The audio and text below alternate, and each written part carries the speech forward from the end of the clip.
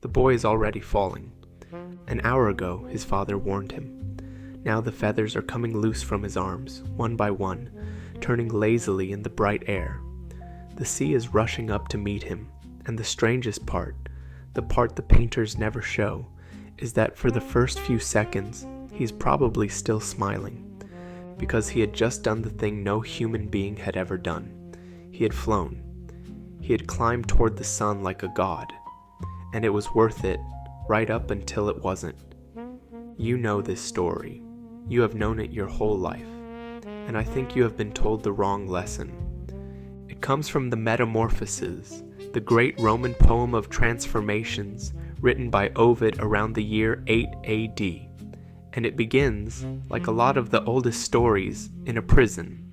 The prison is the island of Crete, ruled by a hard king named Minos, and the prisoner is a man named Daedalus, the most brilliant inventor in the ancient world, the mind who could build anything. Minos had once hired him to build the labyrinth, an enormous maze designed to hold a monster, the Minotaur, a thing that was half man and half bull.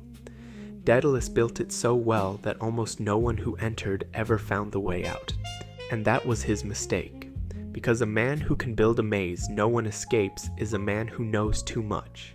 So Minos locked Daedalus away, and locked his young son Icarus away with him, to make sure the secret of the maze died on the island. Minos controlled the land. He controlled the sea, every harbor, every ship. But Daedalus, looking up one day, realized there was one road the king did not own: the sky. So he did the impossible. He gathered feathers, the small ones and the long ones, and laid them in a row like the pipes of an organ. He bound them together with thread and sealed them with wax, and shaped them slowly into a pair of wings. Then a second pair, smaller, for the boy.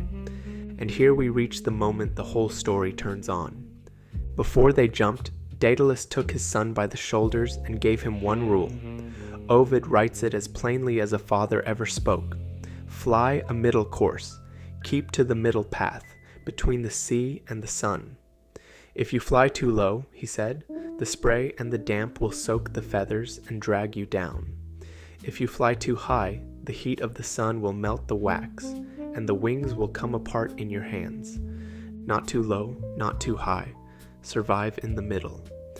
And then they stepped off the cliff, and they flew. Ovid gives us this one perfect detail. As the two of them rose over the water, ordinary people looked up and could not believe their eyes. A man leaning on his plow, a shepherd resting on his staff, a fisherman with his rod. They saw two figures moving through the open sky, and they decided the only thing that could move like that, the only beings who belonged up there, were gods. For one morning, a man and his son were mistaken for gods. You can guess what happens next. The boy, Icarus, feels the wind under his arms, and something opens up in his chest. The caution drains out of him. He forgets the warning. He wants to go higher. He wants to see how high a person can go. So he climbs and climbs, leaving his father below, reaching up toward the great burning source of all that light. And the son does exactly what his father said it would. The wax goes soft. It runs. The feathers, with nothing to hold them, slip free and scatter on the wind. And Icarus is suddenly beating bare arms against empty air, and the empty air does not care. He falls. He calls out for his father. The sea takes him and closes over him, and that whole stretch of water is named for him to this day, the Icarian Sea. Daedalus, ahead and below, hears the cry, turns, and sees nothing but feathers on the water. He finds the small body, he buries his son, and he never flies again. Now, here's the lesson you were taught. Pride, hubris. The boy got arrogant, ignored his wise father, flew too close to the sun, and paid for it. Know your limits, stay in your lane, fly the middle course.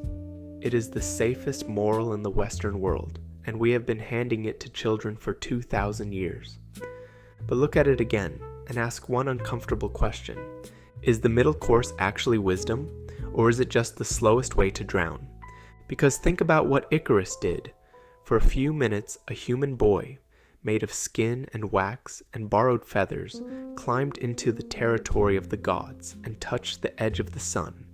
No one had ever done it. After he died, almost no one would do it again for thousands of years.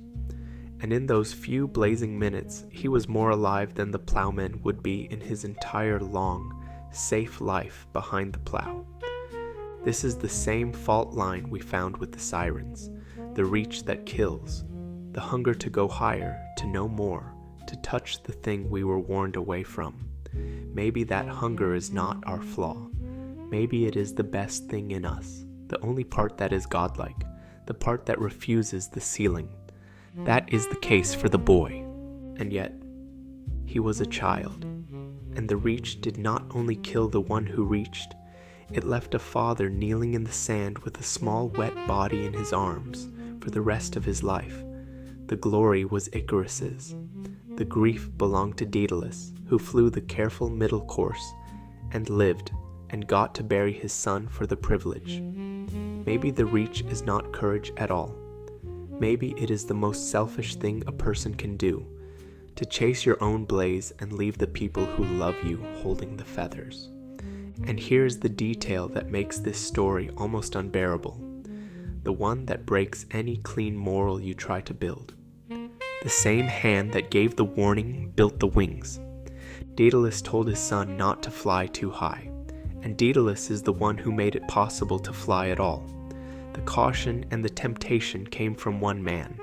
He handed his boy the very thing that would kill him, and then asked him, please, to use it carefully. Every parent who has ever given a child both freedom and a warning, and watched and prayed, knows exactly what that cliff felt like. And Ovid hides one more knife in the story. Daedalus, this wise and grieving father, was not innocent. Years before, he had a young nephew named Perdix, a boy so gifted that people whispered the apprentice would outshine the master. And Daedalus, eaten by envy, took the boy up to a high place and threw him off it. The gods caught Perdix as he fell and turned him into a partridge. And Ovid tells us that as Daedalus lowered his own son into the ground, a partridge sat nearby in the mud and watched and seemed almost to rejoice. The man warning against the deadly climb had once thrown a boy from a height himself, out of the same hunger to be the highest. Maybe that is why he was so afraid. Maybe he saw Icarus and saw himself. But there is one last turn, and it is the coldest of all. 1,500 years later, a painter, long believed to be Peter Bruegel, the elder, painted this exact scene. And if you look for Icarus in it, you almost cannot find him. The painting is mostly a calm green landscape, a farmer plowing his field, a shepherd gazing at the sky in the wrong direction, a fine ship sailing on, and down in one corner, easy to miss, two pale legs vanishing into the water. That is Icarus. That is the entire fall. The poet W.H. Auden saw that painting in Brussels in 1938 and wrote that this is how suffering actually happens. Everything, he said, turns away quite leisurely from the disaster. The plowman keeps plowing. The expensive, delicate ship sails calmly on.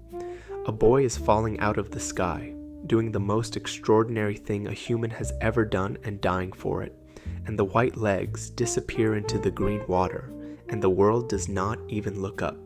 So here's what Icarus actually leaves you with. You fly under a ceiling too. Every day of your life, you make his father's calculation, quietly, without wings. There is the damp safe low, the job you did not quit, the thing you never said, the love you did not reach for, because the wax might melt. And there is the deadly high, the leap, the blaze, the thing that might be the only moment you were ever truly alive, and might also be the thing that ruins you and the people who love you. And no one can tell you which is wisdom and which is drowning. Daedalus cannot. Ovid cannot. I cannot. I can only tell you this. Daedalus did everything right. He flew the middle course. He survived. He is the one we should want to be. So why is it that, after 2,000 years, nobody remembers the careful father who lived? We only remember the boy who flew too high. If a story like this is worth sitting with, subscribe, and keep flying somewhere between the sea and the sun with me. There are higher questions still. Wait and hope.